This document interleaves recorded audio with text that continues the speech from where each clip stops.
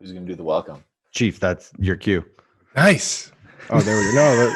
No, how are we doing? Well, so welcome to the Loud and Live Sports Podcast, episode 11. We've been at it a bit around the world, and now we're in our homes. I am fortunate enough to be with an amazing triple here of Mat Fraser, Brent Fikowski, and Patrick Vellner. How you guys doing? Great, man. Just living Doing our great, best, Matt. living our best lives. Yeah. Live my Staying best. healthy. That's good. Look at staying hydrated. Well, thanks for coming on, boys. I'm excited to connect, and obviously, we'll get connected on the times and how everybody's dealing with it. But I think we've all kind of got a chance to catch up a little ahead of time, and I know there's a lot of people on here that are waiting to talk about the sled. So we're gonna get this out of the way. Just right into it. We're gonna go right into this hard and firm. We're going to talk about the sled for about 2 to 4 minutes, and then we're going to move on and talk about some other fun stuff. So, boys, tell me about the sled. Who wants to start? I'll start. All right. There we You're up, go. Brent. The professor. All right. Here's a PowerPoint. Yeah. So, all right. So what we got here now, the whole thing was there was an event at the games last year called the sled sprint. You push a sled, you do 18 bar muscle ups, you push a sled back. It's supposed to be fast. It was fast. And a number of athletes, us three being three of maybe the more vocal ones, specifically in the fittest film, talked about how we felt the sleds were not the same lane to lane. There's no way we can't go back in time. There's no way of truly knowing if they were different lane to lane. We believe they were different. Some people don't believe they were different. So I'll let you guys say why you think the sleds were different lane to lane. And I think all three of us, we talked about this, in no way do we want this to negatively portray any of the athletes that beat us, right? I know we respect everyone we compete against. Like Noah and Matt McLeod at the two best times. Those guys are crazy fit. And, if I train against them, they might beat me in a workout like this or in a competition. And you guys would say the same. It's not about them, and it's not like they chose the lane. They just went as hard as they could, and they looked around and they went, sweet, I just got a bunch of points. Yeah. It's not, it's awesome. I don't know, what am I supposed to do? Go slower? Cause whatever. So there's nothing, it's absolutely no cut against them. They just went as hard as they could. So I'll let you guys dig into your thoughts on it. Yeah. I think the three of us are labeled as the most vocal on it because we were 3 of 4 guys that got interviewed. So yeah, I think we got labeled as ones that were vocal about it. I talked to Dave a bunch last night, just messaging back and forth. And basically the summation of the conversation was, he was like, no, you're wrong, I'm right. And I said back to him, nope, you're wrong, I'm right. And we said it sarcastically, and he's like, yeah, the point I'm defending just happens to be the correct one. And I said, we can agree to disagree, but you're still wrong. In my mind, I'm like, no, there's no opinion in this. The only piece of concrete data that someone crunched screams that there is a difference. And then he's saying, he's disputing it because he's like, no, that data's skewed. It takes in other factors that, it didn't really matter. And so the conversation literally, it ended cordially. But it ended with both of us just being cemented in our own opinions. And there's literally no going back to test the action from lane to lane. So it's kind of it's a dead issue. I'm surprised that it got this much attention. I'm not sure why it did.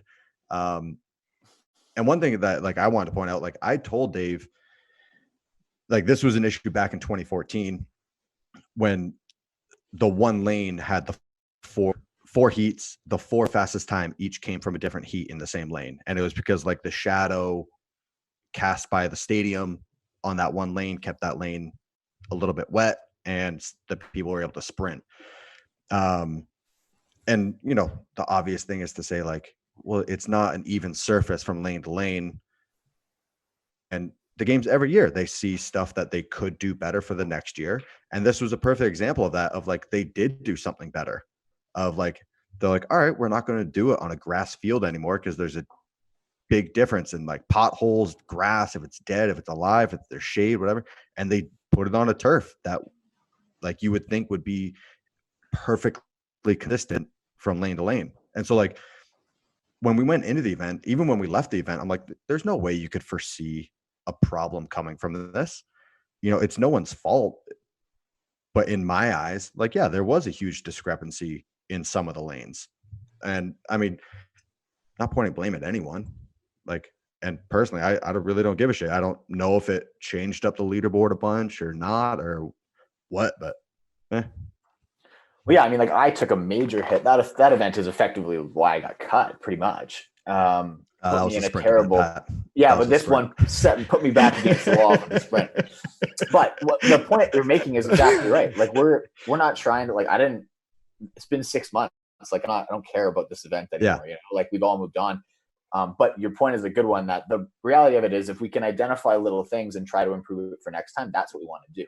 And so sticking your head in the sand doesn't benefit anybody. So I think it's the type of thing, like if we had an Olympic weightlifting event and someone's barbell, you know, things didn't spin, and it's like, you know, they can complain and gripe all they want. It's like, well, it's no one's fault. No one expected this problem to happen. You know, it's kind of like, oh, you know, just some people like, yeah, you get the short end of the straw, and that's kind of part of the game. for You sure. know, but no one foresaw that problem coming. There's nothing they could have done to prevent it. Yeah, and we're not. Well, that's what I mean. Like I'm not going to get anyone to assume blame either. Like we don't care. But at the end of the day, if we can stop the same circumstance from happening to another athlete another year, that would be awesome. Yeah. I actually, a couple years ago when we started using the big rolling tumblers, like when we used the snail. And Yeah. the slug, Perfect. I Yeah. thought that was great. The surface is neutralized. And there's a way you could create, you know, like a rolling pin type thing where you could push it like a sled and have it be loadable and just have it roll on top of that surface. Yeah. And maybe that's a piece of equipment that could be designed. Yeah. I've seen those floating around And, you know, and on that's the thing, Instagram. like, there's other ways to do it, right? Yeah. I mean, it looks like a Magnetic big resistance. sled, but it's on it. They look like wheelbarrow wheels. Right? Yeah. And I was like, oh, there you go. You know, Yeah. you're able to control the consistency of a bearing probably a little bit more than the like consistency of friction. Yeah. And it's funny, you know, like when we get labeled as whiners and stuff, but like, hey, I mean, the little things that we're getting pointed at as for like reasons why we were unsuccessful. Oh like yeah. Not knowing how to push sled properly. Like, okay, Some of the comments that came in, I was talking to Hobart earlier. Dude commented, he's like, as an engineer, I can tell you like the reason you didn't do well was your technique. And I commented about like, as an engineer who did the event, I can tell you you're wrong. You know, like, you know, like don't try to drop that engineering card off. And we get how to function it and work it. And yeah, like a lot of people pitchforked it off the start. We expected they would take and feel really light. Yeah. But then, you know, that took a 2-second reset and then you were back rolling, right? Like those sort of things didn't make the 30-second spread. Like, were you guys going through any of the comments and reading them? Not really. Oh my God. Some of them were hilarious. Dude, I had one girl call me out and she's like, looks like you need to go back to the mindset of a champion. I was like,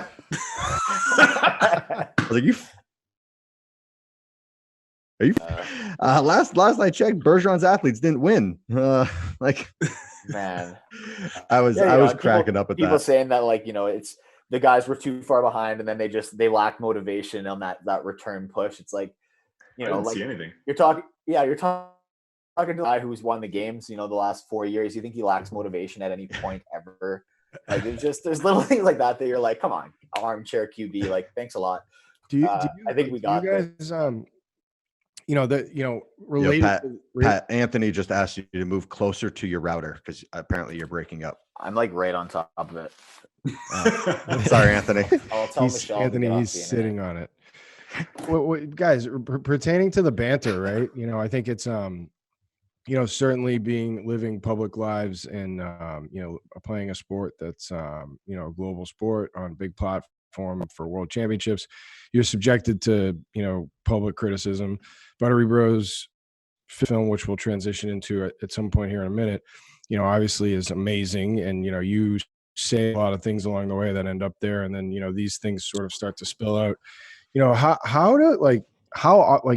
I think I hear this is like, how often do you hear the noise or the banter? Like, how, you know, are you watching the comments? You say you saw some of those comments.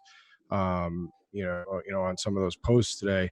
And I think this is a pretty unique scenario because it's been really noisy, but how engaged are you with what's going on with noise around you or comments you made or things that happened with you at events? I know specifically for me, I know the closer I get to competition, the less and less I'm picking up my phone. Right now it's like we're so far out of competition and it's just like everyone's bored. So it's like I'll do that. A perfect example was at the Arnold, they had the record breakers and they asked us like, hey, do you want to commentate the deadlift? And I was like, yeah, sure. Like everything else got canceled. So like we'll jump on here. And the only 3 people that I know are the 3 CrossFitters. I don't know anyone else. And it was like the guy next to me was like, oh yeah, one of these guys on here deadlifted he's a strongman and he deadlifted 1,000 pounds last year. And so on the feed, I was like, oh, I'm excited to see whoever that guy is go. He deadlifted 1,000. Let's see how he does with 315. Dude, the hate mail that I got from that, they were like, you didn't know so-and-so's name? Can you even deadlift 1,000? I don't think so. Fuck off. And I was like, You can deadlift 1,000? I was like, Who are you? how am I getting hit? Like, I thought I was very positive on this commentary. Like I was keeping track, saying what I could. And so, I got a couple messages and I replied to a couple of them because like they were publicly bad. Like they weren't like DMing me. They were like putting it on their feed of like trash talking. And I just like wrote, I was like, hey guys, like, I'm sorry. They asked me last minute and I just like did with the best with what I could. And, the feedback was actually surprising. They were like, oh, sorry, I didn't realize the situation. It's the thing. I feel like typically people, I don't know, sometimes they get fired up and they'll, jump out right away and then they backpedal pretty quick. Well, as soon as you answer a lot of messages, actually. I feel like you're pretty good at that. I typically don't. It's like I literally just like train and then I just sit down. Like that's my day. I work out and then I sit down. And when I'm this far away from competition, it's like it's super lax and it's like I'm willing to dedicate that time to someone. Like if someone like is upset at me for something, I feel like I'm like I want to defend myself or like at least like explain the situation. 9 times out of 10 when someone does that and you DM them and you're like, hey man, sorry you took it that way. And this is like they put up like hate. 9 times out of 10, the message that I get back is like, oh, I didn't think you'd see that. Sorry, I'm a huge fan. Yeah. Yeah. Every time. Yeah. Every time. And then I've had a few. I'm pretty sure that message is coming from Dave here shortly. As a matter of fact, no, I'm kidding. I'm still waiting for it. Yeah, and there's obviously the few that it's just like the person's clearly just pissed off at someone else and they're just looking for someone to take their anger out on. And it's like there's no winning in that situation. So it's just kind of like you shrug your shoulders and you're like, well, all right, man. Hope you figure out your shit. Well, you guys are human beings. Like, what's it take to hurt? What's it take to like really get like? What does it take to like hurt my feelings? It hurt your feelings. I'm not gonna give the public that ammunition. Tell us how we can hurt you, Matt, right now. I grew up as a redheaded middle child, so man, you gotta go real far. Yeah, I grew up, dude. I grew up freckles. I grew up as a fat kid. I got picked on all the time. I got thick skin. Yeah, and it's like the type of thing now. It's like the older you get, the more you realize like random people's opinions. It's like who cares? I don't mean that in a bad way of like around not caring about everyone else, but it's like it's okay for someone to dislike you or not like what you're doing. It's like all right, yeah, cool. Like in like 3 days, I will have forgotten about this and it will have no effect on my life. I'm just going to keep on chugging, doing my thing, like keep the people around you happy. But it's like, yeah, I've heard it all. You just kind of shrug your shoulders.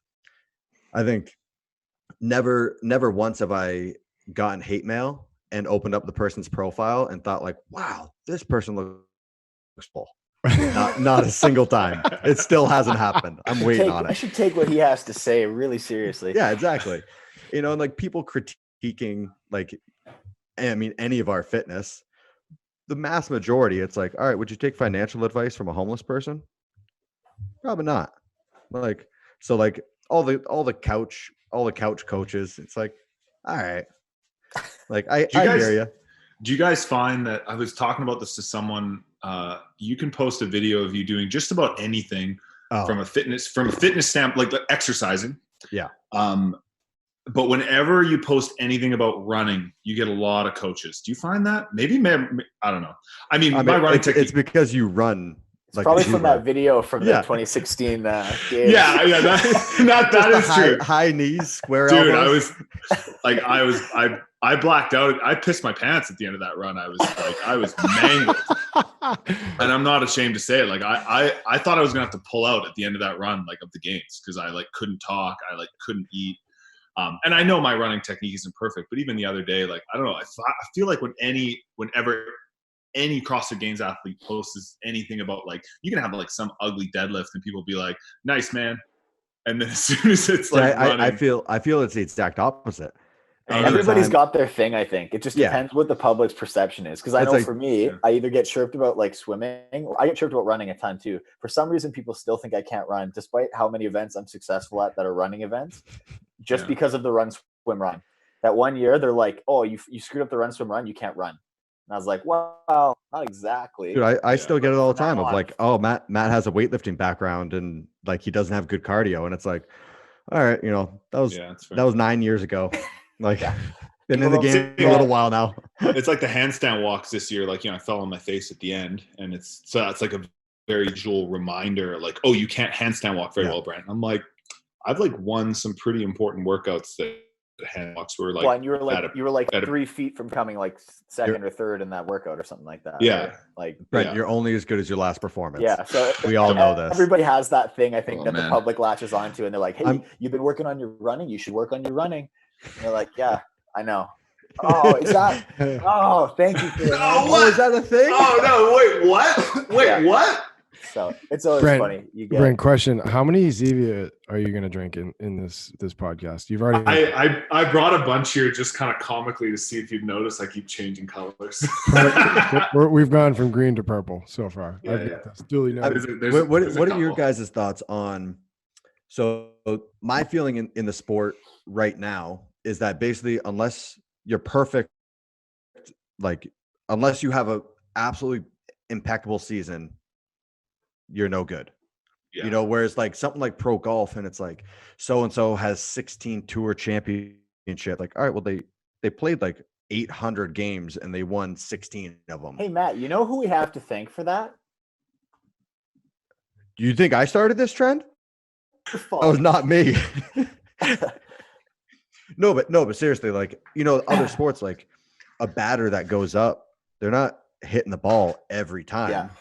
And I feel like with us, it's like you're not allowed to suck. You're not allowed to miss. Yeah, as soon as you don't win one competition, it's like this frenzy of like, oh, he lost it. He's done. He's washed up, and it's like, no, where does that go into that? I think it's a bit of a culture around CrossFit, and I think that's been embedded in as like this, like the fittest on earth, like the fittest. Mm-hmm. So like if you're the fittest, you should win every time.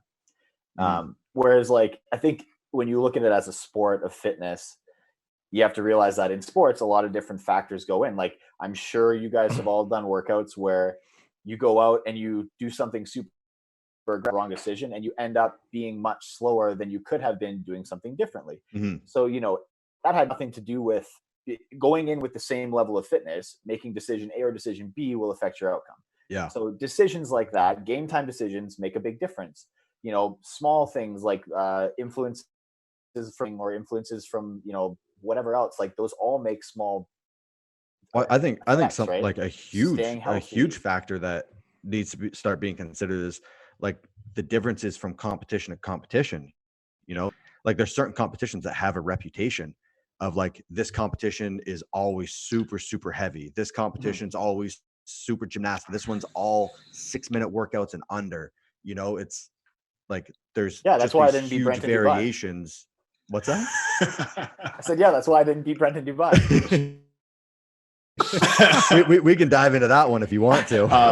Come on, it's on my list. I agree with you though, and I think that there are sports that do a good job of kind of not addressing that, but they just built their culture differently. Like extreme sports, you go watch, professional skiers go, but he puts up a Grand Prix of some kind, and they invite half pipe skiers and big mountain skiers and mogul skiers and everybody, and they all compete in the same thing. And then people win, and nobody looks at the guy who didn't, like the big mountain skier who didn't win the half pipe event, and say that guy's a shitty skier.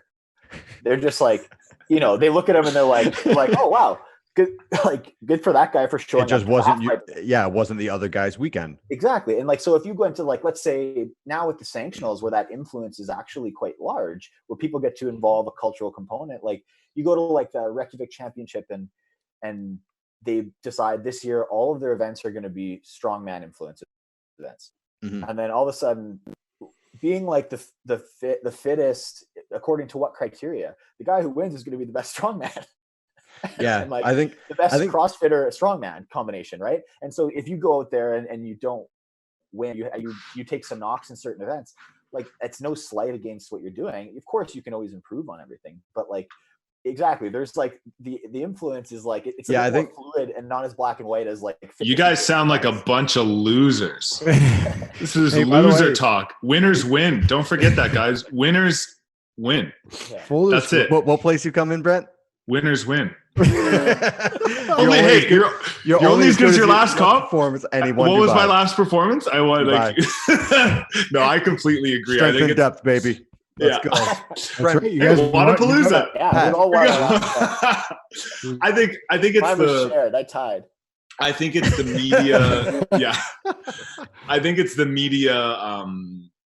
And this is cut against the CrossFit HQ media, who is the primary media source for a while. It's very military-esque, right? Like do or die, the best will prevail. That's kind of the macho sort of media sort of style that a lot of this sport sort of started with, which is fun.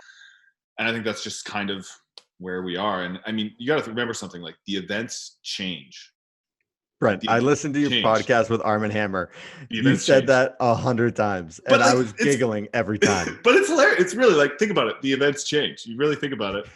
What other sport do the event that much? And then dude. I think when it comes to the games, and it's if you get to go through 15 events, and you have someone that's meticulously just every domain, it's the movements change, little things change, but it's the broad strokes, it all comes out in the wash.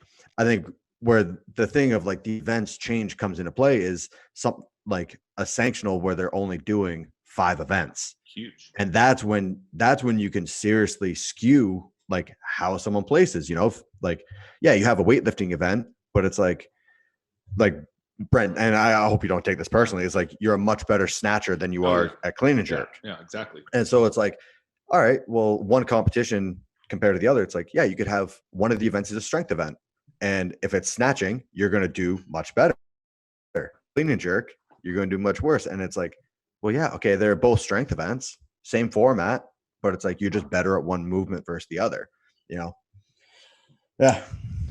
Yeah, Brent, I was on the other end of the Armin thing, and I was getting text every 5 minutes. Brent's still talking. It's going to be another 10 for you to come on because it was alive. So you must have said that.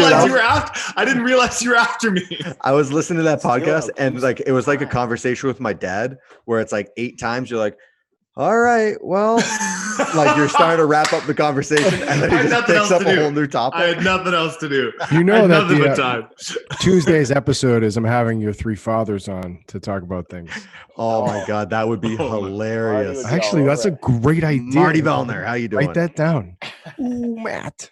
He's not doing anything. Listen, my parents are renovating their house, so they're all just sitting around. Yeah, dude. I just talked to my parents today. Yeah, they're trapped inside. Florida just put out a thing if you're 65 or over, you're not allowed to go outside.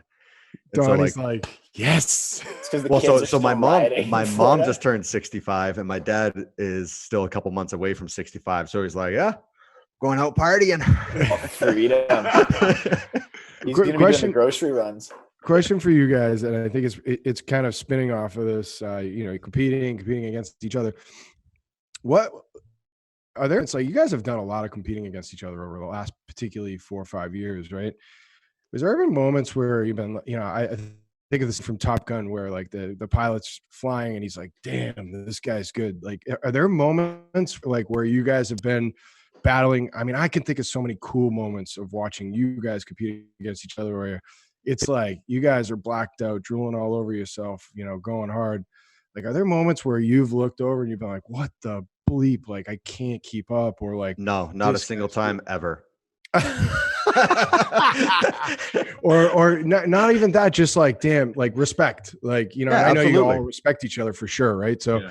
but are there any workouts at the games that you guys have done with each other where you've been like, wow, like, and it's been like a pretty epic battle and you've been like, whew, you know, and I know you guys talk after and talk about these things in the tunnels. So the one example that comes in my mind, and it's kind of on this topic, like I always have the mentality of like, find that silver lining as fast as you can. Like it's a choice to stay in a shitty situation. It's like, change your mindset and change how you perceive it. And I remember when I fell off the cargo net, as soon as my hand slipped, the first thing in my mind was, good, I'm going to get to the ground so much faster. And then while I'm still falling, I went, no, this isn't good. And then like smack. And then, but like, it was in my mind of like, I'm going to get to the ground so much faster. I know I was right next to Vellner. I just gained a couple seconds on him. I saw you fall, and I was like, "Look at that idiot!" And then we go to like, I think it was the log jumps next, and I remember seeing Pat like close by. I'm like, how did he get so close to me? I fell. And then after, it's like, oh yeah, Pat took a good tumble there too. I just saw you, and I was like, "That looked so fast." that moment was. I remember Matt coming back to the warm up area, and you know, it was pure concern. I was like, how you doing? Because I mean, he fell too. And he's like, I'm fine, but Pat's really fucked up. You better go get his parents. He's coughing up blood. And I'm like, oh boy. I remember it was after that, when the medical team was like, are you okay? I was like, oh yeah. Like, I am not telling you shit. I am perfectly fine. And then I remember Dave came up to me. I think it was before the next event. He was like, yo, what'd you hurt? I was like, nothing, man. And he started like grabbing me, like just like feeling like trying to get me to like flinch at something. Hey, they do that in first aid. And I was like, no, man, I'm fine. And the whole time I'm like, don't grab my hip. Don't grab my hip. Don't grab my hip. Like my, I think it was my left hip flexor was all black and blue. Cause like my foot, and I was flexed, and then my foot caught, and it just like straightened out my hip while I was still like hinged up. And it just like, I heard it like Velcro, like, and I was like, yep, I'm not it. But then Pat's over here pretending like he like blew out a lung. Yeah, it's hard to hide that. Where'd all that spitting on the floor know. in front of the medical team does not help. Yeah, Well, bad move. Do it. They're like, hey, do it.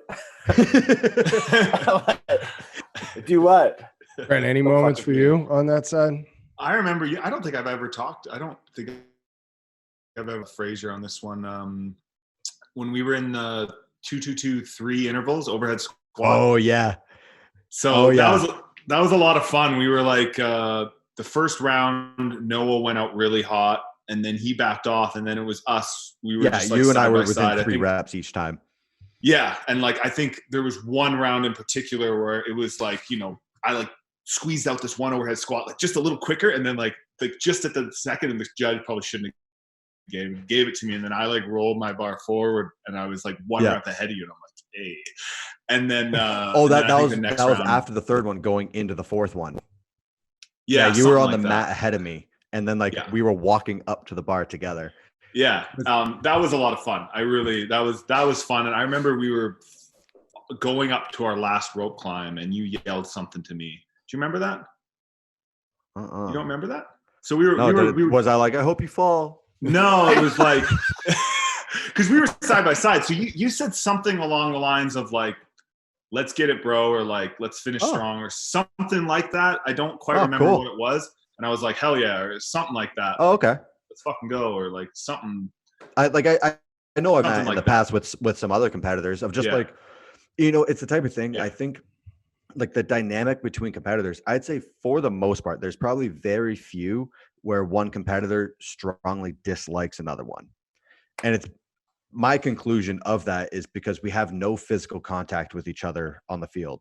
like big disputes. Cole makes physical contact every now and then. Oh, dude, that thing got blown so far out of proportion. He like gave like a little nudge, and people are like, "Cole's cracking skulls." No, but like, so like the easiest one is like football, and you see someone like take a cheap shot or blindside, and then it's like this resentment just gets built. And it's like, oh, I'm going to get you back on the next play, and I'll get you with the cheap shot, back and forth. Whereas for us, like, there's no physical contact, so like me like rooting against Brent literally does nothing to help my performance. Like him going fast doesn't slow me down. So I think in that sense of things, like, I know, like, I've done it with you, Pat, a couple times of like final workout, final day, and it's just like, we had the same thing actually. I think going into the last event in 2018, right before we started the pegboards, and it was like, let's go. Yeah, no, it's and like same like being at regionals too. I was gonna say, like, we've had some fun years competing at regionals. Like that 2017 year was super fun. And it's just like, and it was sweet. Like we're just I'm sure next to each other, head to head the whole weekend, and it was just like, it was fun. It was cool. I'm sure a big part of it is that like both spots are safe. Like the odds of us moving on the leaderboard aren't like, we're pretty cemented into the place we have. It loosens you up, just like, for sure. And I think like, that helps you perform better. Yeah. But and I think you're right. Like there's just a lot of mutual respect where people are like, okay, I get it. Like we've all kind of been through the ringer to get to where we are and to be able to do the things that we're doing. So I think that when you get out there and sometimes you see somebody do something that's just objectively awesome, you're like, fuck. Hey, hats off, man. That was stupid, and I can't believe it. So yeah, I like the idea of like, kind of going out on the floor, and it's like, all right, we've all been through the same 12, 15 events, whatever it is, and it's like, all right, like the weekend's almost done. Like, let's give these people a show. Let's go. Let's just swing for the fences. I think at the end of the day, right, we would probably all love for everyone to have a clean, good run and be successful and perform to the best of their abilities, as long as it means that we would still win. Yeah. Oh, yeah, of course. Yes. You know what I mean? Yeah, it's I'm rooting for you as long as I still beat you. Yeah, like that. That's a good point. This came up and it got perceived not the way I was intending. A couple of years ago on, like, I think it was the Road to the Games video or something, and I said, like, yeah, I hope you do well. I hope you have like the weekend of your life, but I'm still going to beat you. And my intent with saying that was exactly what you just said. It's like, I don't want someone to get food poisoning the day before the competition. I don't want someone to roll their ankle and be at a disadvantage the rest of the week. It's like, no, I want you to have a clean run. I want to have a clean run. But it's like, I'd be an idiot if I'm sitting here saying like, hey man, I hope you win. It's like, no, I hope I win. Like, that's what I'm working for. Yeah, I hope you come second. It's basically the whole thing, right? Yeah. Made the finish line. That's number 3, by the way. People are now, the comments are a lot about how many Zevias you've had. Somebody just said, is that number 1? So we're working it. He's just pranking us at this point. He's just like tossing the full cans to Claire. I think somebody even said on here, this is intentional product placement. Yes, it is. Yeah. Well, it was funny. I talked about this on the. I was doing the same thing on. Yeah, Brent. Don't repeat the podcast. You're about to say the thing that I heard you say. All right, then I won't even say it. I won't even say it. This is why I waited for 30 minutes extra. Let's bring it into the fittest film, because sure. By the way, we should definitely be doing this while we're all stuck in our home, because I think we could tell stories for days. And let's save some of them, because we'll do some more of this. Get you guys off the couch on Thursdays. The fittest film, we all have seen it now, even the public, but everybody's had a chance to see it. Pat and Brent, you're at the premiere in Miami at Wadapalooza. Matt as well, actually. Yeah, I was about to say, what the hell, man? I know, but you saw it prior to that. What did you think? I mean, obviously it was like, for me, I'll tell you, it was like something it's been a while, right? An old friend was back, so it was really cool to get to see that. But what's give me some thoughts from you guys on what you thought of the fittest film, and how it was done, how did they tell the story about the gap that was of the 18 season that we didn't get to see. Like, talk a little bit about it. I thought it was cool, and I thought that the first section of it was kind of more what interests me, like I think, you know, we were all at the competition, so sometimes like rewatching all the competition stuff isn't necessarily like I don't gain a ton from that. It's fun to watch because you see the perspective, you see it from other people's perspectives, but hearing kind of from all the HQ guys and what their experience was with all the layoffs and the changes, and that addressing the abruptness of how everything changed from this kind of big climax that was the 2018 games, was kind of cool just to hear how they tell that story from the perspective, because I think that's an insight that we didn't really have, and we were in so much darkness at that period that it was kind of cool to just see how they addressed it. And I mean, you know, I obviously had a really good 2018 season, so it was nice to see some of that footage come back out. But and as far as the rest of it, I mean, I think it's fun, and that's something that a lot of people tune in for too, is to watch the intense competition footage and music and everything. And Yeah. you know, I certainly made some comments that I still agree with. I probably could have communicated and my thoughts, my criticisms a little bit more eloquently. I definitely left feeling like, wow. It's hard not to like come off rough when you're that hungover. Yeah. Well, we got that. We were at that hardcore cut party, man. But seriously, I mean, It was do you packed in give there. context for that? Yeah, the Saturday night after everybody got cut, everybody went out. Yeah. I think I ran into that freight train at the bar. Dude, the stories that were coming up that I was hearing like Sunday morning of like, yo, so-and-so got thrown out of the bar, this person, like, and these people that, and the names that are coming up, you're like, oh, like they're the princess of CrossFit. How did they get thrown out of the bar? Good. I remember being like super late. We were like getting ready to leave, and it had to be like 2 or 3 in the morning, and this whole squad of Europeans walked in. It was like, you know, like Billy George and Lucas Esslinger and Hugberg and everybody, and they're just like, "Where's Vellner?" I'm about to get fucking dragged through the mud here. I remember this now. Uncle Mitchie and Street Horner was. I've never seen anyone look so rough in my entire life. He was just propped up at a table. Just put him there and said, "Sit here. We'll be back." All right, so before we like disgrace anyone else, anyway, yeah, you're like this guy. I was trying to be vague, and then Vellner got a little more specific of like Europeans, and then O'Keefe is like Street Horner, not European. Hey man, it was guys who got cut. Everybody was just having a good time. There's not much else you can do. It was harmless. Yeah, so I remember when I first watched it. You know, there were some things that, you know, my initial reaction were like, you know, I wish they didn't do it like this or that, or whatever. But then, like, one thing that I think the public probably doesn't realize is like they weren't planning on making that movie or even had a contract to make that movie until 2 days before, O'Keefe. Yeah, it was literally, like, I was helping him review the contract. I think it was like the Tuesday before the CrossFit. Yeah, like I remember I was sitting at the table when Heber signed the contract to make this movie. And then they're like, all right, we have 36 hours to find like cameras, equipment, people to help us, like all this stuff. And then so the one criticism I know I've heard is like just like the names that got interviewed. And if I were on the outside, I would totally agree and understand.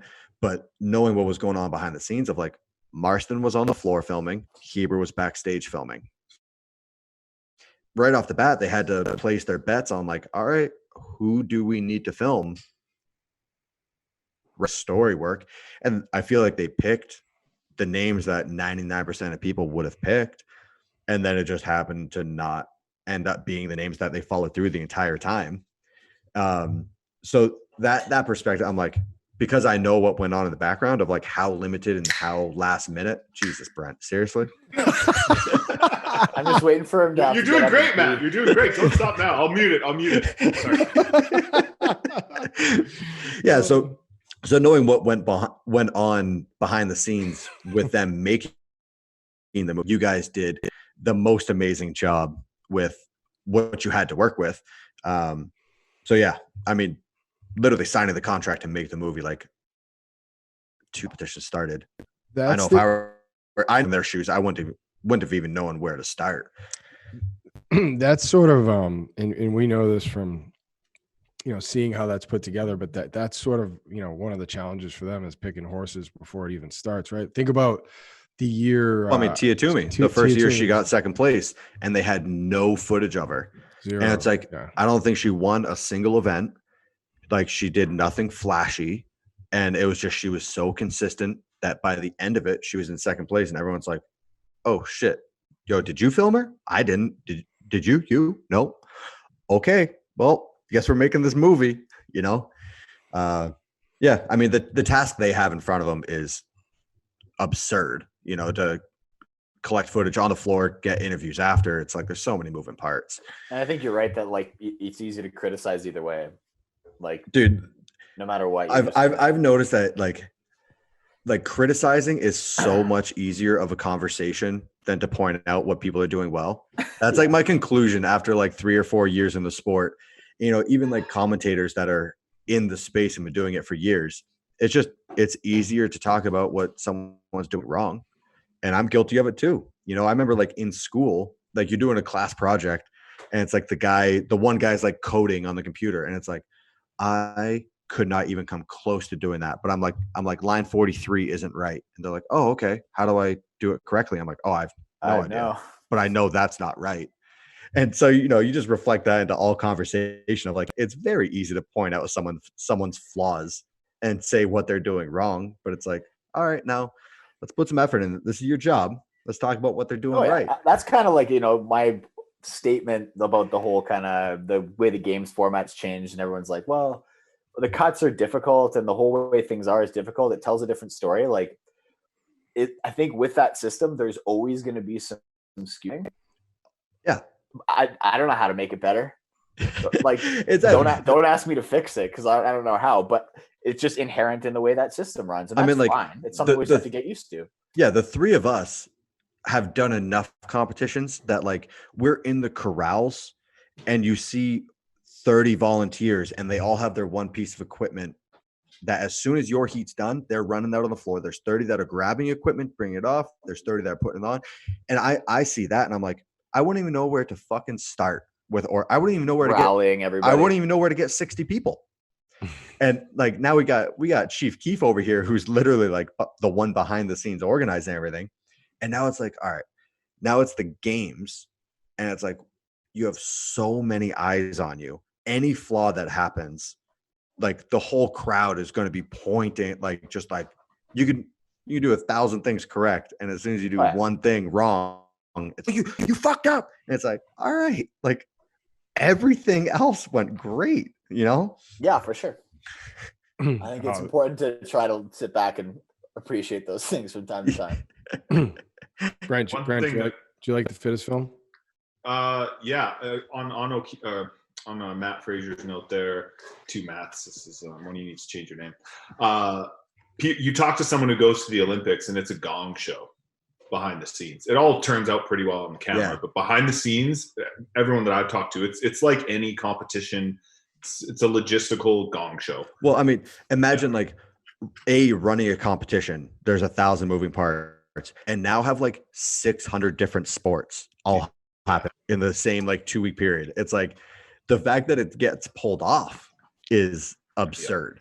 Like, it takes 4 years of planning to do a 2-week competition. So we're pretty lucky that it runs as well. CrossFit comps in general, including the games. There's a saying in the event business: events aren't events without events. And it's like the win is that the people that experienced it publicly and look at it don't see that. I mean, the shit that goes on behind the scenes is crazy. I've just had it recently. Like the last 2 years, I've been to Wadapalooza as a spectator, and like I'm trying to help where I can, and I'm a lot of the stuff going on behind the scenes, and I'm just like mind boggled at like O'Keefe will come up to me and be like, yeah, so and so just did this, and you're like, huh? Like that actually happened behind the scenes? Like, are you fucking kidding me? And it's like, oh yeah, that happens all the time. And that doesn't derail everything. It's like, no, we just keep going. Oh yeah. That's why if you ever see like whoever the logistical heads are, or like O'Keefe or somebody at an event, just go give him a hug quick. Well, I mean, it's like Curtis at the games. Like he Curtis. might like lean into you, and you might need to prop him up for a sec because he's so tired. But like Curtis is like the soldier at the games, you know, and I'm sure he's the one that we see. I'm sure there's another 150 of him that all have their task. But it's like you see Curtis at the end of the week, like once the warm-up area is torn down, you're done drug testing and you're like collecting your things in the warm-up area, and like Curtis is usually there like putzing around, like finishing up, and you're just like, hey man, how you doing? And he's just like just shell-shocked. Get out of my sight. Oh, it's over. It's Hey, did you have his monocle this last year? I feel like I didn't see it. What's that? Oh man, I honestly couldn't even tell you. Curtis's I think monocle. so. I feel like that's like my favorite. Oh, part definitely. Of the That thing definitely came out. That was like when we were getting briefed on the crit race. And was it the three of us sitting at the front table? And Curtis is like, all right, like everyone quiet down. And he pulls out a sheet and then like puts this monocle in. And we all kind of like looked at each other like, yo, you see what I see? Like, yeah, that's a fucking monocle, right? That's it's like my favorite part of all things. Like that's one of my like it's between his monocle and his thick wool socks. I love it. You know what's funny is you know, and I've been obviously in the back for, you know, years now, and you know, obviously I've seen Curtis on the other side gaining a whole new level of respect. But man, like you got me corralling that crew is wild. You know that. Oh my God. I mean, it's not you guys in general, but like it's just because I see the moments where it's like they don't let you move from below the Coliseum. Yeah, the camera only turns on.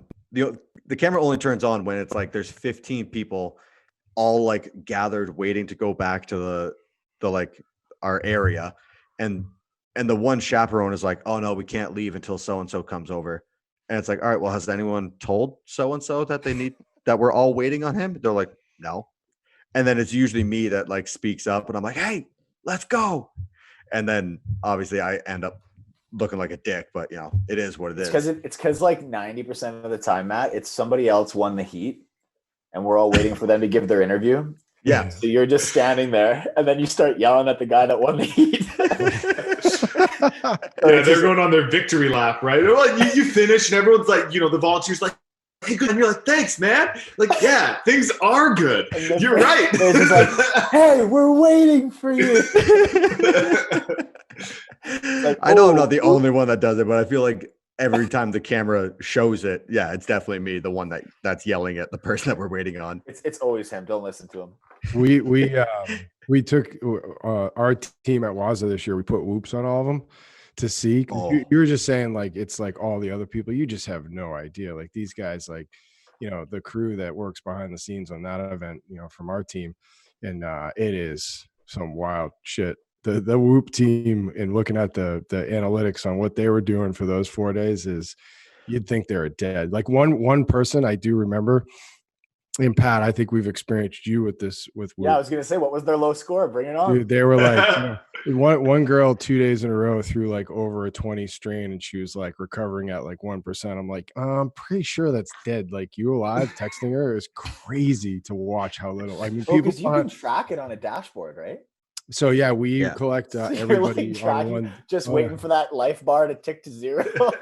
Yeah, no, I'm like, all right, this person needs to sleep tonight. Yeah. But it's like the point being, in games, doesn't matter what event it is, the work that goes on behind the scenes. I mean, a perfect example is like, O'Keefe, how many times did we have dinner and then like we end up hanging out in the hotel room, or you know, like I'll be having dinner with a group up in the hotel room. You'll come in to say hi, and then it's like now it's 1 a.m. and you're like, hey, all right, I got a lobby for a meeting. I'm like, who schedules a meeting for 1 a.m.? And then you're up at 5 a.m. to like start setting stuff up again. And it's like, yeah, that's not the life for me. I'm out. That feels like it was like 2 years ago. It's crazy all that's happened between now and then. Yeah, I mean, obviously, let's not ignore that. I think it's and again, you know, we don't have to talk a long time about it, but you know, the Olympics are canceled, events are being postponed. What's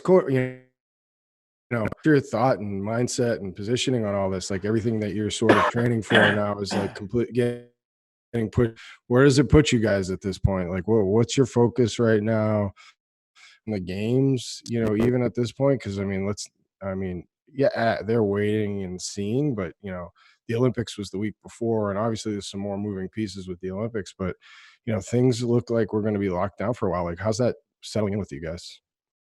I mean, I'm just taking it week by week. So just trying to train with a little more of like an off season intent. So maybe not quite as high intensity, mostly like just strength and aerobic work. And then, just kind of every week, just seeing what's available for me to compete at next, whether that's an online qualifier or maybe an in-person one. Like maybe it's a sanctional in June or the games in August, or maybe not. And then just chipping away at some other stuff that needs my attention, and just training week by week, attached emotionally to the idea of competing in person within the next 6 months, because it just might not happen. I know for myself, if there wasn't people telling me like that there's quarantine and there's like all this going on in the world, I probably wouldn't know. Like nothing in my day-to-day has changed. Like I train at home. Yeah. I see Sammy. He comes over to train. It's obviously disappointing to hear that competitions are postponed or canceled. It's just the times we're in. But whatever happens. Like me wishing that, like, oh, I really wish this competition would still go on. Well, that's not going to change anything. So it's like, wish harder. If they're get Sammy in here wishing, I'll get Michelle. We'll throw a couple. Yeah, I'll get Claire. Yeah, let's get some more wishes. Do it. Yeah, so if a competition does come up in the meantime, yeah, I'll be excited to do it and I'll train for it. But if not, like if our next in-person competition is the games, it doesn't really change anything. We've all competed. We all have plenty of in-person competition experience where it's not like we're missing out on something huge. And we all did compete this season. So, we have gotten our toes wet with it. On like predicting on whether the games are going to go on time or without a hitch, who knows? It's like, I wouldn't be surprised if next week they were like, oh, everything's cured faster than we expected. I wouldn't be surprised. And then we could go 12 months where it's like, you're not allowed out of your house. And I wouldn't be surprised. It's kind of, hoping for one way or the other doesn't change anything. So it's just kind of like, take it for what it is. I would be extremely surprised if they said next week that everything was cured. No, obviously, yeah. On the record, I understand what you're saying, though. I think the point is high hopes and low expectations, right? Yeah, exactly. We all want things to develop quickly, safe, but at the end of the day, like, I kind of agree. It makes me really thankful that I took such an aggressive competition early in the year, because I was able to compete a couple times and get a game spot and do whatever. And then like how many of the guys that pulled out of the Open, or just like they got big penalties in the Open and they're like, oh, it's fine, I'll hit a sanctional, and then they were waiting for their sanctional later in the season, and now they're like, oh shit. Well, yeah, when you look at it, like taking a break, like an off season after the Open, and then ramping up to compete in like March, April, and then going back down and periodizing for the games was actually probably a pretty smart move. So there's a lot of people who are going to be hurt by that. And I mean, it's just, the season's messy now. So we're all kind of forced into this mini off season mode. So for me, it's great because I just spent a lot of time competing and I could probably use it, frankly. Yeah. The timing worked out pretty well for you. Yeah. Great. Perfect. So, but that's the reality, is like, I'm the same as Brent was saying, like trying to treat it more like a little off season and doing a little bit more self-care than I have in the past, training without having to be like stressed about performance and every piece, which is nice. It's like mentally, it's been a great break. I don't have a home gym, so I just kind of like have a little bit less like to work with, and it's fine. I mean, I can't work my day job anymore. Like my clinic's closed, and so everything's just kind of on hold. Everyone's in a holding pattern, right? It's the same. Exactly. That's a big thing that like I've seen, is that like it's like everyone's very understanding of the times we're in, of just like all this stuff sucks and it's definitely not ideal, but it's like everybody's dealing with it. So it's like everyone's very understanding of it. So, it's kind of like all the athletes I know, they've kind of like pulled back on the reins of their training, and they're just like, all right, we'll just ride this out because you don't want to get burnt out too early in the season. Yeah. So it's just like, all right, well, we'll wait and see. Yeah, like I'm just trying to stay productive. Like I downloaded a bunch of. There was a lecture series recently for chronic pain that I got a bunch of lecture presenters. Oh, that's awesome! I watched Tiger King. Your time has been way more productive. My friend recommended that to me. Wow. I'm trying to do at least 1 or 2 things a day that make me feel like it was a productive quarantine day, right? And a productive quarantine day maybe doesn't equal a productive normal day, but as long as I can go to bed and be like, you know what, this was okay. How many home chores have you guys or projects around the house? You know what's amazing is I keep, because you're spending so much time at home, it feels like for everything I try to do at home, like clean something, whatever, it's like it's instantly again. Like the house is in chaos because we're always here. Yeah, it's like there's never a time where like you're just out of the house for the whole day, so things just stay there. I feel like I'm constantly just moving things around and making a mess, and it's kind of funny. But it's me. My house. I know like my stuff has never been so organized. There's been one room in my house. It's like my man cave area. Like I've wanted to rearrange that. It's like half like Maeve hangout and like half storage. And I'm like, I've been wanting to rearrange this and get this organized because it's just a dumping zone. Anytime something comes in, it's just like you literally open the door, throw it in, and you're like, I'll deal with it later. Yeah. And then after a couple of days of just like sitting inside, not really training, I'm like, I guess I really don't have an excuse. Like I should really mime and just like do the thing. It's like I was like 4 days into my quarantine before I started rearranging the house. You guys mentioned your ladies.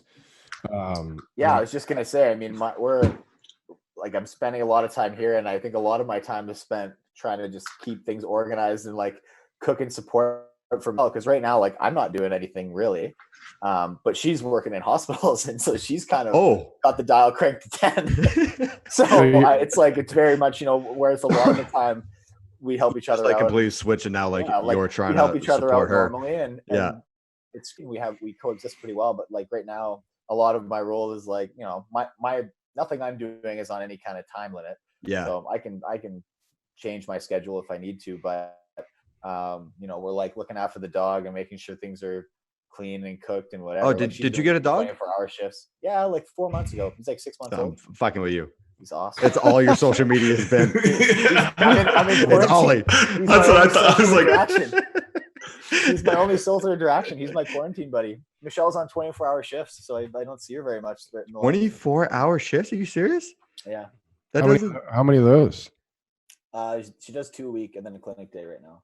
So Woof. it's like they'll work 24, then they're off for 24, and then she goes 24 again, then she goes off 24, then she does a clinic shift.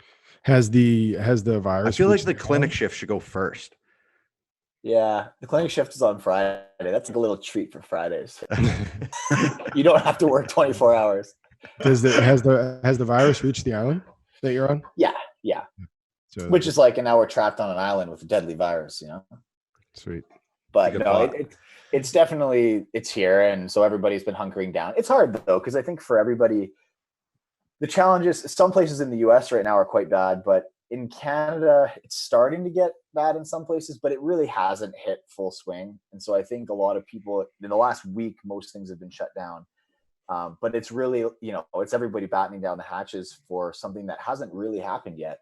Yeah. So, people are not able to work, like loss of income, it's loss of livelihood, and nothing's really there yet.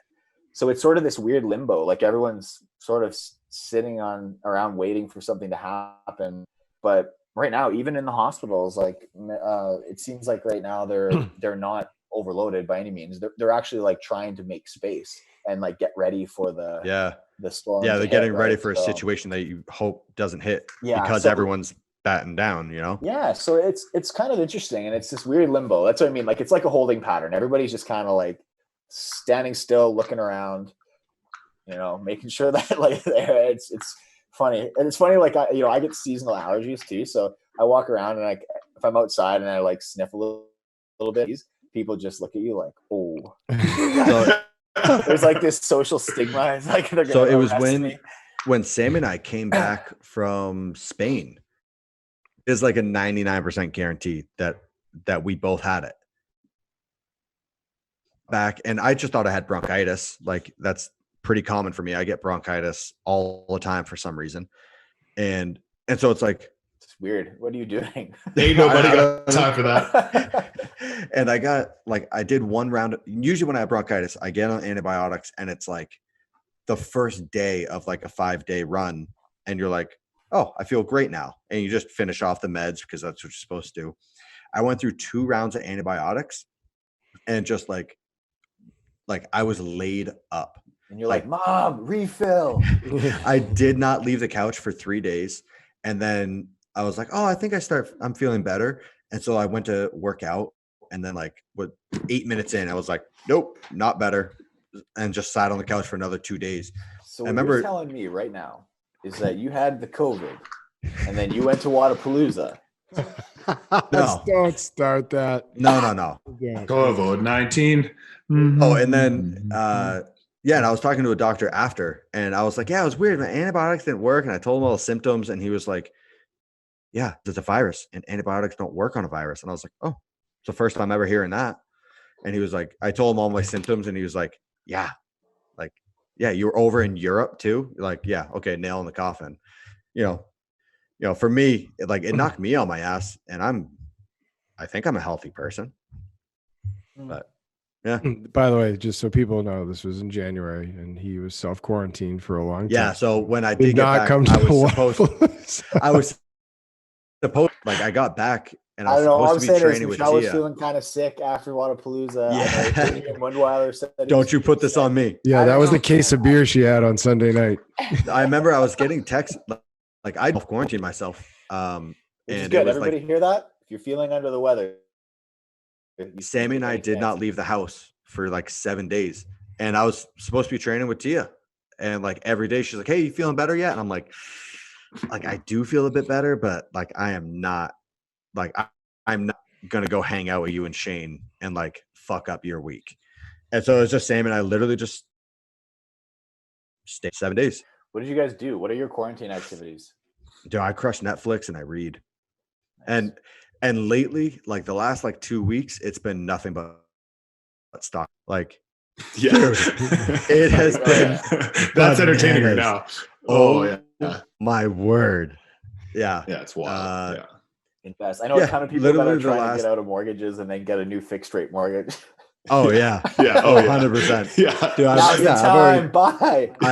I've already told my buddy hey man, if you have any income properties that you have your eye on, let's do this.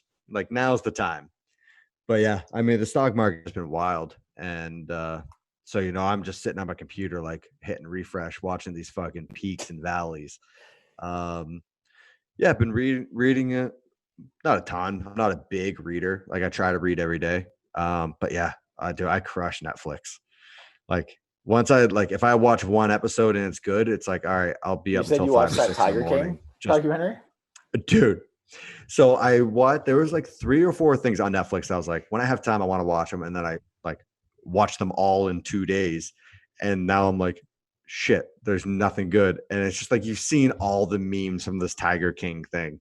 And I was all right, I'm at that point of desperation for something to watch. And it's 8 or 9 hours to get through the whole thing. 2 days, no problem. Is it good? One of my old roommates told me it was awesome. So it's so unbelievable hillbilly trash drama sucks you in. that it's incredible. You can't look away. Dude, I was talking to one friend, and she had posted, she watched the first episode. She's this is she's raving about how crazy these people are. And I was how many episodes did you watch? And she was just the first one. I was oh my God. I was by episode 3, they look like saints in episode 1. Once the meth gets in the mix, it gets of course, classic. Tale as old as time. I know that game. Yeah, and you're literally, and it's these things were going on a year ago, 2 years ago, and it's it's all straight out of a movie. You're there's no fucking way this is real. And yeah, it hooks you, and it's just unreal to think that these people are living amongst us. Of just like, you do what for Where a does living? it take place? Somebody just said Joe Exotic is the Yeah, man. yeah. Joe Exotic is the main guy. He got sent. I won't ruin it. Yeah, it's bananas. Just Thank you. I have to just get watch into it. You'll love it. I'll crawl into that black hole. Sure. Yeah. Brent, say hi to Caroline. Caroline, sweet. You didn't say hi to her. She's pouring her heart out over social. Oh, sweet Caroline. It's good to meet you, sweet Caroline. Talk about your ladies, guys. Everybody knows them. They are featured in everything you guys do. You guys have three of the most supportive females in the space. Talk about it. Gloat over them a little bit. Tell us a little bit about it. And I'm married in August, which Hopefully. by the way, all of us are going to be there. Yeah, we're all road tripping out to Vellner's wedding. It's gonna be a good time. Thank you for putting it after the games. Yeah, well, I'm trying. Hopefully. We'll see what trying. Yeah. But yeah, talk. Start. Whoever wants to start, talk about. Vellner, you go. She's coming in. Never mind. No, she's not. Well, I think one thing, I know Vellner and I, we're both disappointed about the West Coast Classic. Yeah, I was just going to say that. Our ladies were supposed to be on a team together, competing. Oh man. On the scaled women's teams. I know I was super excited. I haven't seen Sammy compete since like 2016, 2017. But yeah, I mean, I think a lot of people know Sammy, or at least know of her. You can't ask for a better half, that in terms of a support team, like she's doing all of the supporting. I contribute very little. So yeah, I mean, Michelle is lesser known. Follow her at Feeding the Frasers and Sammy Moniz. Yeah, there you go. Shameless plug. Michelle is probably lesser known than Sammy, but she's really awesome. Wow, number 5. Shameless plug. We're all doing it. I'm not even thirsty. That's just. I feel like Michelle got some good camera time this year out at Waza, though. Yeah, she did a little bit. I think it was setting her up for the West Coast Classic. There were a couple awkward moments where like I was on the railing and it's like I'm watching a bunch of my buddies compete, and so I'm cheering. Like I'm happy no matter who wins. Like I'm rooting for everyone. Like I'm dog in the fight. But then it was like Cole Sager's wife Genesee is to the left of me, and then Michelle's to the right of me. Like, who do I cheer for? That's why we tied. We wanted to make it. We were. I was like, I'm friends with both of them. Like, and I want to cheer for whoever's like doing well. I don't know. Whoever's winning. Yeah, I just want to cheer for whoever's winning. Yeah. Yeah, that's tough. Michelle's awesome though. She's super. Again, she's saving the world right now, being a doctor and trying to protect everyone from COVID. So please stay inside and wash your hands, because it's going to protect my partner and thereby protect me, because I think otherwise I'm basically doomed and I'm going to get COVID pretty much soon here. Man, 2 doctors, 1 household. You're killing it. You're like guaranteed, right? As a doctor, you're pretty much guaranteed to get. Yeah, it's a matter of time for me. So I send your best wishes, thoughts and prayers. I'll let you guys know what happens. You can send a care package, assuming that the post is still running. Yeah. But it's fun. I mean, she's busy because she's still in a residency, so it's been kind of crazy. I think I probably contribute more at home than Matt does. That's a safe bet. So we coexist fine. So it's been fun. She's awesome, and I think she's been very, very supportive of the CrossFitting recently. But I think she might recently be starting to fade. was there something prior to this where I think it took her a warming up period. It took her a little warming up period to feel like it was her people and it was her group, and where she kind of like had friends in the space and belonged. Oh, okay, yeah. She had a really good time at Wadapalooza. I think that was like one of the first big events she went to where she knew enough people. Yeah. She was like, "Hey, I'm having fun here. I don't feel like I'm alone watching you." Yeah. So I was like, "Okay, that's awesome." Yeah. But she like recently bugged her knee again. She's got an old knee injury, so she can't really do anything right now. And I don't know. Recently, she was like, "I can't wait to stop. I can't wait for you to stop doing CrossFit so that I can stop doing CrossFit, and we can just like jog. So one day, that's what's next. Cute. Brent. Yeah. So Brent, what's up with your lady?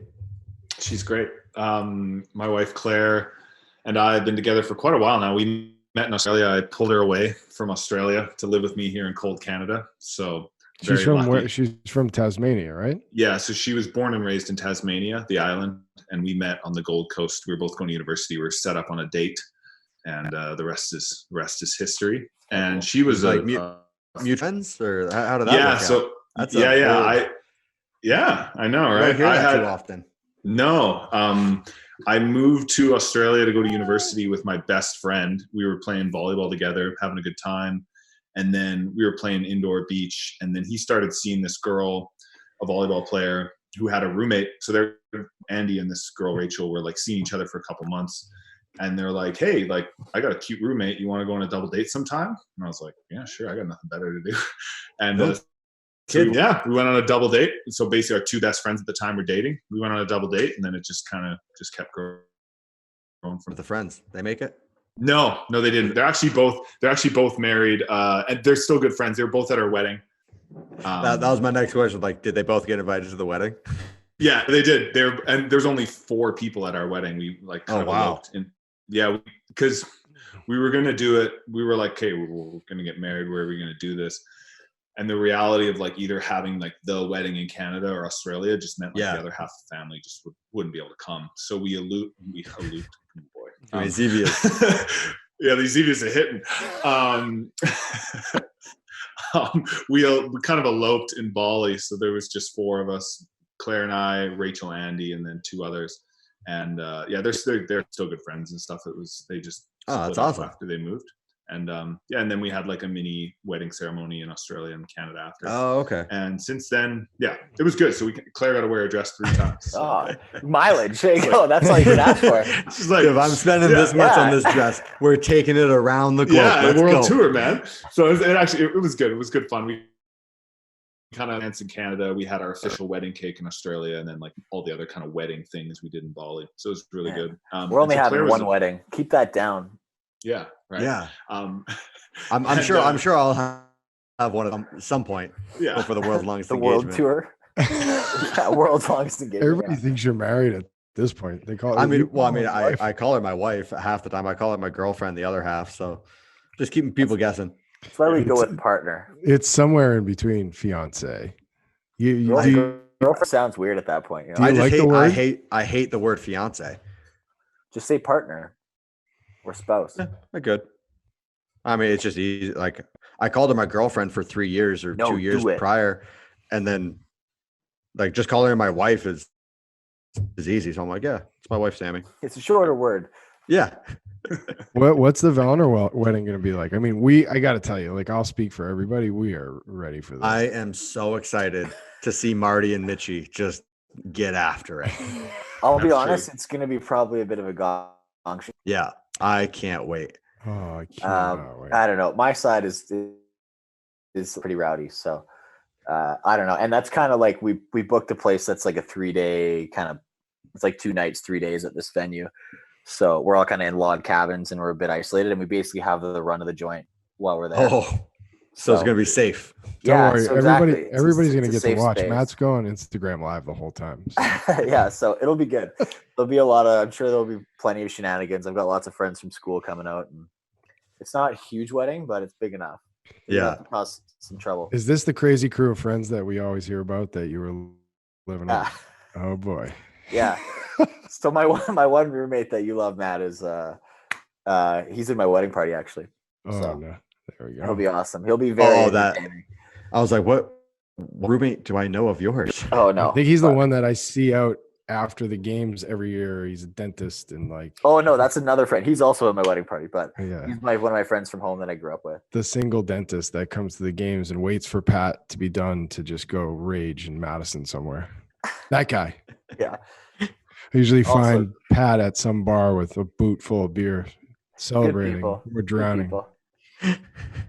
That'll be super fun though. We're excited. Again, hopefully, I mean, things straighten up and do I have to wear a suit?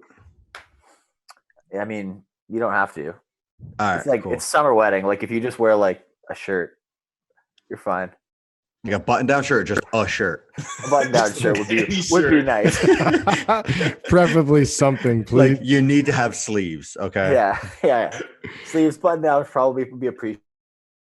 Sleeve button down would be probably acceptable. Like what's Mitchie going as? Like I'll just it's not Halloween.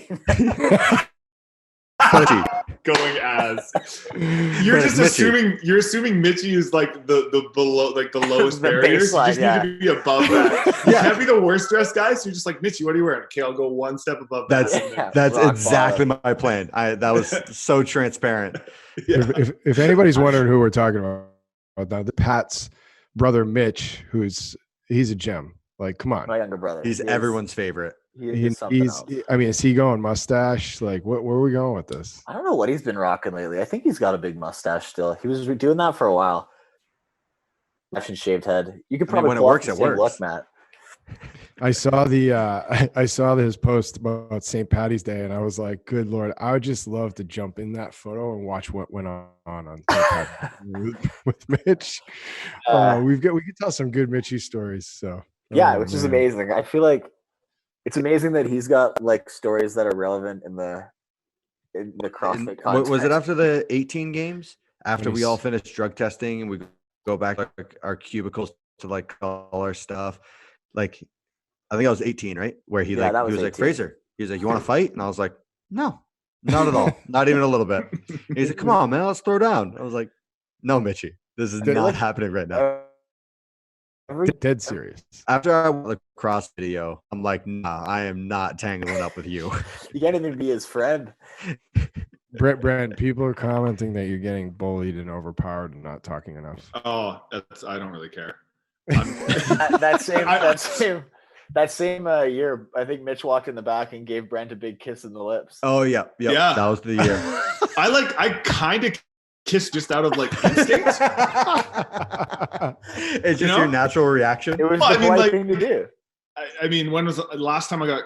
The last couple of years, the only people that have been kissing me on the lips twice. So the instinct is just you kind of kiss back. Kiss back. It's just polite. It's polite. And so he kind of, and I was like, wait, no, what am I doing? Like, why am I? Wait, who are you? Kiss me on the lips, though. That is that's going to be used to put on social to promote this podcast right there. I kind of kissed him back. Yeah, there was a couple of years. I feel like in 16, 17, and 18, every year it'd be like, I'd see him at some point in the middle of the last day and he was like still okay. And then I would see him like right after kind of the award ceremony and he'd be like so blacked out. And he'd be like kind of wandering around and we'd have to look after him for the rest of the night. In 16, he was like walking around trying to pester Dave. And I was like, oh boy, we got to get out of here. What was the one year that he tried to get on the competition floor? That was 16. 16, yeah. 16. Yeah, he's trying to like barge his way onto the competition floor and like security's trying to throw him out. And he's like, "That's my brother." And they're like, "We don't care." Sammy and I were standing right there. That was the first year you won. We were down in the front row there and he was like determined. He won, by the way. He completely won. He was like on the floor in Pat's arms 12 seconds. I mean, that guy just knew.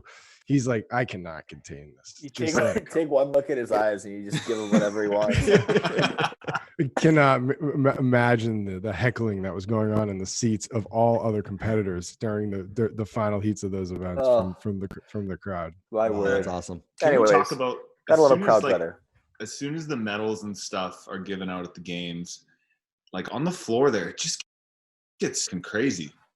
Like is everyone are like the guards or whatever, is it like as soon as the last medal is handed and the picture's taken, is it just like and everything just kind of shuts down? I think it gets crazy it's from the volunteers. Yeah.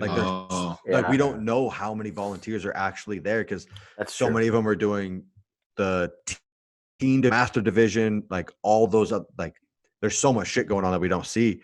And so then that's their moment, like they're like, we haven't been allowed to talk to you or like get a picture of the entire week.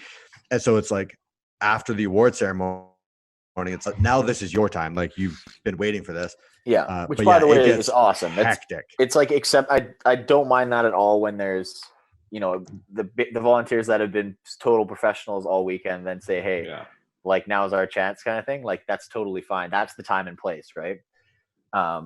But yeah, so I agree though. It does feel like it's sort of everything folds in. Like everyone's like, yeah, we're done now, and time. It takes like for an event like that. There's absolutely over 1,000 volunteers. Yeah. And Anthony just texted me and said, after the award ceremony, that's when it becomes open media for everyone. Yeah.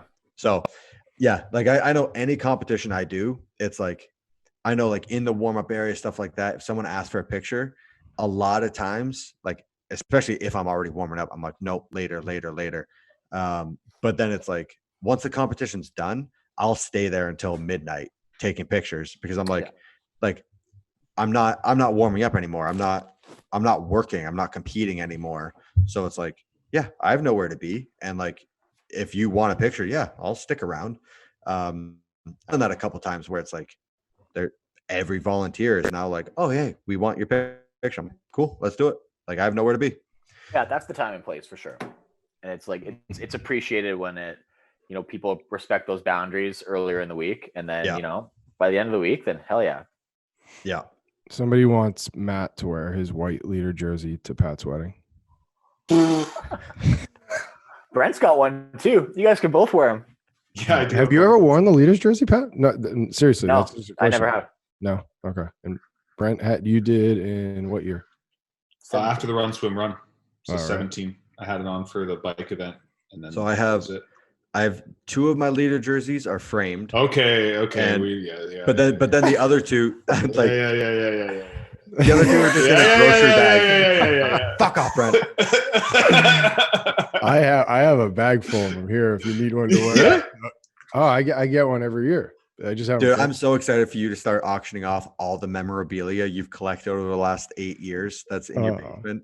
Dude, you have just like random trophies and plaques and every name, Matt. So we were on that call. Yeah. Here, let's talk about that. Let's do that.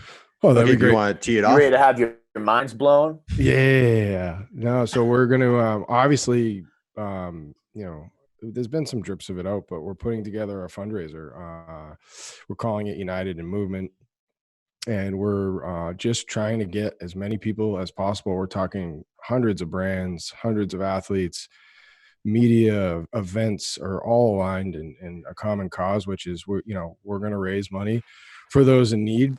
Primarily a good portion of this is going to be directed towards gyms. One of the things that, we're postponing events, looking at sort of what we were going to do as we were kind of all getting stuck in our house, and we had this Granite Games qualifier coming up, and we immediately were like, hey, let's just donate all the money, run it. People can still qualify for Granite Games. And it just became more than that real quick, because we were looking at, how could we do more? How could we reach more people, even, expose people in the world to getting off their couch? I think I said on our call the other day that for the first time in the world, in our history, and certainly any history I can see back on, that, we're united as a globe in one thing, which is, sitting on our ass on the couch, and, and we got, nothing to do, and movement can help people, at a minimum, and in the process, hopefully we can raise a lot of money and support people in need, whether it's relief efforts, people that have been, affected by the virus. And again, gyms. And I think, gyms are an important piece of all of our stories with what we do. I told a lot of you on that call that, I look at what I get to do, and it kind of comes back to the day I walked through a CrossFit gym door. And, I started business, and I met, Matt, and then I met a bunch of you guys, and, I'm doing what I'm doing now with events and all that. And truly it started with doing 7 minutes of burpees, which is really funny and ironic that attracted me to sticking around. But we're going to, with a lot of help from a lot of people, and it's been really uplifting for, all of us in times that I think are really stressful, and, business sucks everywhere. Everybody's kind of trying to find their way.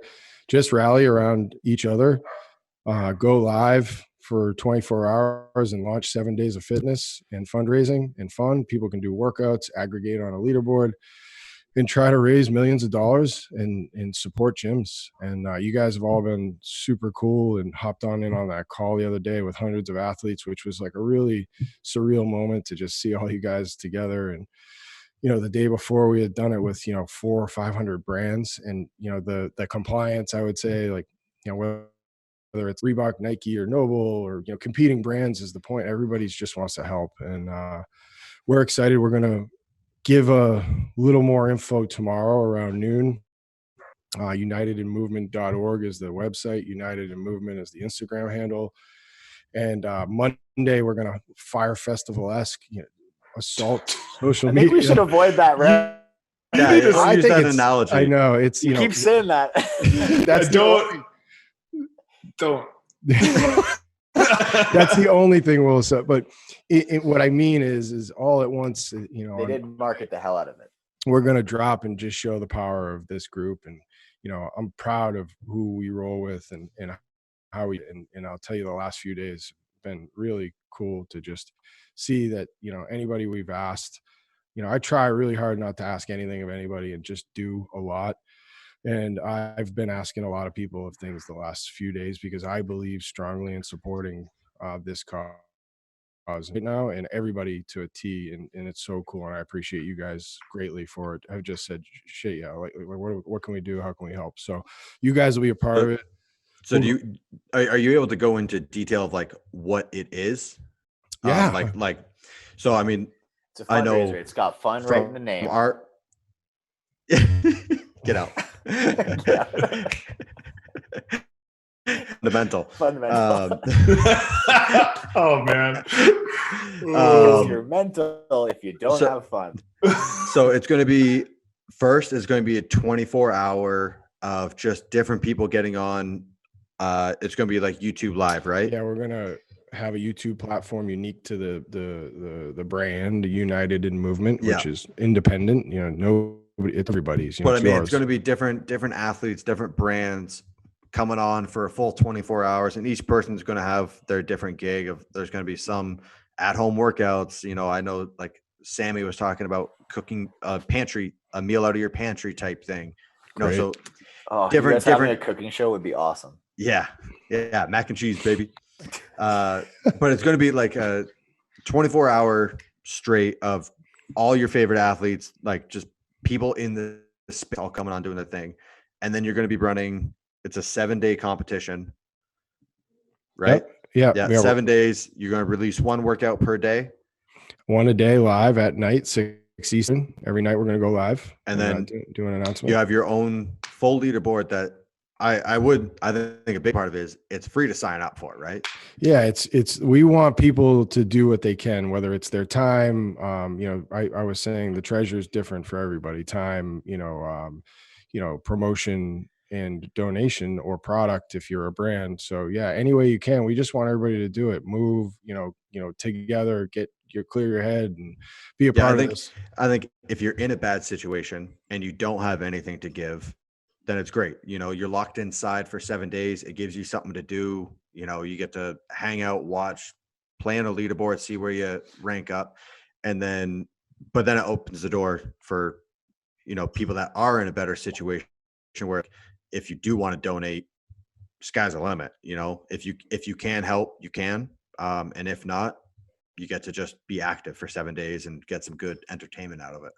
Yeah. We're going to try. I've been trying to call in all the favors. I've talked to actors that we love CrossFit and do it.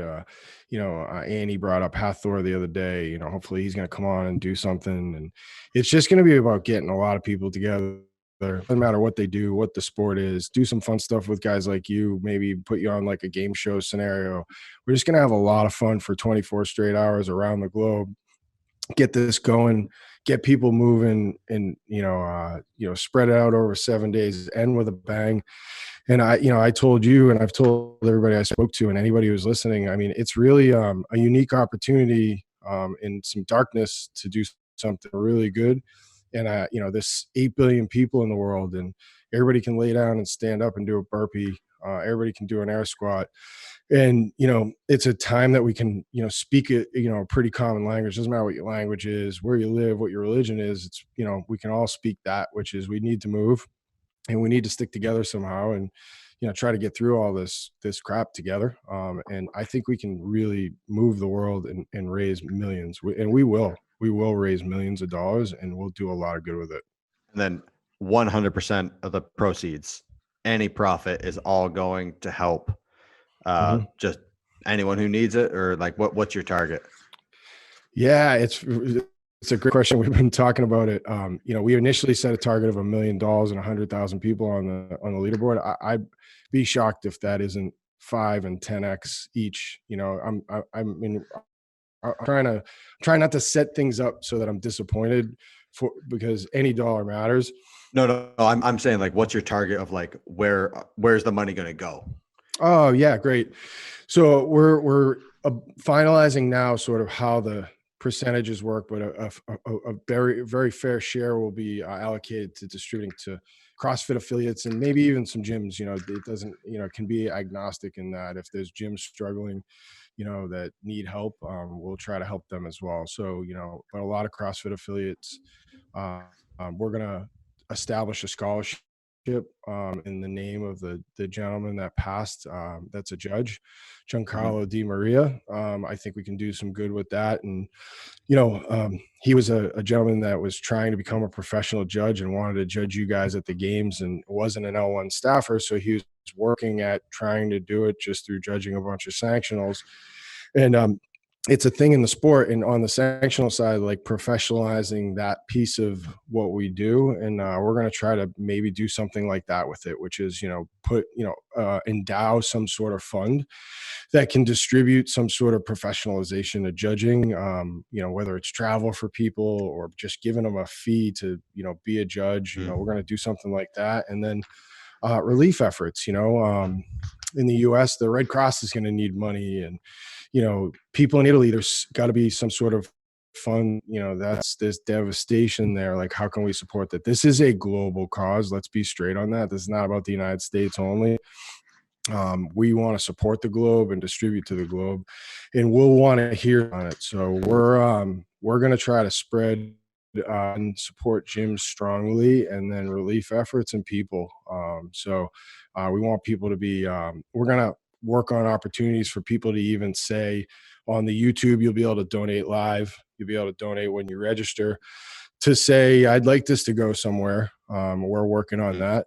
So it's playing out. I can't tell you, like, one of the coolest pieces of this is all happened in like a 10-day period. And we have thousands of people now involved in this. Like, brands are building products around this. There's shoes coming, there's clothing coming, there's people donating hundreds of really expensive products to be gifts that people get in raffles. There's companies fundraising to give big checks because their entire company of 1,000 people are going to do workouts and raise money from their families, and then the net that this is casting already, and it's not even really public, is wild. That's awesome. And it's, you guys are helping with that. You being involved is a huge impact. People will love watching you guys, hopefully do some things live. And when you guys put it out, it's going to, be very impactful. So I'm grateful for all your help, as is everybody that's involved. Every event is involved, and you'll see it when it drops. It's, we're about to have a Monday or Tuesday with every volunteer in our system, and, hopefully every sanctioned event and other event system as well. We're guessing there could be, 5,000 people on that Zoom call, just to try to spread it out. And that's the movement that's going on right now. And we want to help you, affiliates, people in need, relief efforts. And we want to hear who needs help so that we can get this stuff out to those people that need it. I think it's awesome to see the level of cooperation, and like the willingness to get involved, and that on such a global scale too. It's just, it's awesome. It's a really, really cool thing to be a part of. Yeah. I know the athlete call, it was like, you pop on, and I remember like seeing like a whole screen of faces, and it was like, oh man, this is like the last every athlete from the last couple of years of the games. And then I realized there was an arrow at the side, and I clicked it, and there was just pages and pages of more people. And it's like, holy, yeah. Like, everyone is behind this. This is it's cool. It's a this is going to be cool. Common cause, right? So I think Matt's right. It sucks when it takes things like this to unify a lot of people, but it's nice to see that people are willing to do it and step in and do what they can, right? Yeah. I think we get to see a side of all of you that I think we all know is there and happens a lot behind the scenes. Now we'll be a little public. And to me, that's super cool. And I'm proud of that because I know how much you all care about each other. You want to rip each other's throats out when you're on the floor at the games. But, we're going to your wedding. Like, we all try to support each other. To rip my throat out. Yeah. I work with a lot of people, you all have directed me to work with, even knowing that, even sponsorship can be competitive. It's an untold story about, the continuity that in the togetherness that this group puts out. And I think I'm so pumped to put that out and watch you guys have some fun with this. And dude, we're going to just have fun, raise a bunch and make you guys maybe do some workouts against each other from your garage. Yeah. Here's our first comp. Let's go. Yeah. I need my I need my redemption from that online competition shit, I did a podcast the other day with a guy in Ireland, and the sense of burpees came up, and he was like, I want to see Matt and Tia do that against each other in the garage. And I was like, who do you think's going to win? He goes, Tia. And I was like, wow, I'm going to tell him that. Yeah. This is it. A matchup. Nobody wants to do it. No. Least of all Brent. Yeah. Oh, I'm tall. Oh yeah, it's like, oh, you won't need any equipment. I'm like, oh great, so it's just air squats and burpees for 7 days. This is gonna be like my worst nightmare is playing at Corona. Thank you guys for allowing me to talk about that. Yeah, sure, for sure. I think that's one of those things, right? Like we're more the same than we are different. So it's cool when there's things that we can do to unify people and try to use our platforms to do something productive other than just like show our abs. You have abs? Not right now. now.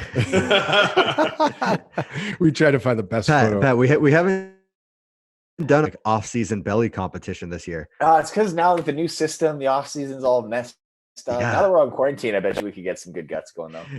Man. Dude, a Costco bag of like Cadbury mini eggs in the last few days. So we'll work on it. It was last year. Like you sent me a picture with like a food baby, and I was like, don't even try, buddy. And I sent you the picture, and you're like, all right, yeah, you win. Yeah, we had a good back and forth. Like a few photos of just like gross guts. I'm sure by gross guts, I'm sure most people would be like, that's what I want my after picture to look like. No, but like gross, like you're just like putting yourself in a gross position. Oh yeah, like you're trying to put your nipples to your hip bones and just like get the worst picture possible. Not that your gut's super gross, but like you're making yourself gross. Like you're like, you know what I mean? Oh yeah. Oh, that's great. That's great. Well, guys, listen, I'm going to even throw it out there. We're going to do this again. I mean, we're going to be, my kid's school just got delayed, canceled, whatever, till May 4th. So yeah, I've recently come into some free time. So yeah, I mean, we don't have to record it either. We can just kind of hang out. Yeah. Well, I'm enjoying this regardless. We'll share a Zoom with everybody so that they can do the Vellner friend drinking Zoom. So we all want to get on that one night if that's possible. Could we go live with that? Yeah, probably. I'm sure the boys don't care. No, but I appreciate you guys coming on. I can't even believe we've been talking for an hour and 40 minutes. Oh man, I gotta pee. Yeah, me too. Oh, no way. Really? I'm shocked you stuck this thing out. Yeah, right. Those are all half drinks, Zevias. Oh my God. Drinking the neck. But we'll do, people have really liked this, and there was a lot of people here that stuck around for a long time and said they loved it. So we'll get back to it and do it again soon. But keep at it, and thanks again for all your support with what we're doing. And I appreciate you guys, and it's been great catching up. All right. Talk to you later, boys. I appreciate all you guys. Yeah, this is Loud and Live Sports Podcast. We are a wrap on episode 11 with Mat Fraser, Brent Fikowski, and Pat Vellner. Anthony, take it away.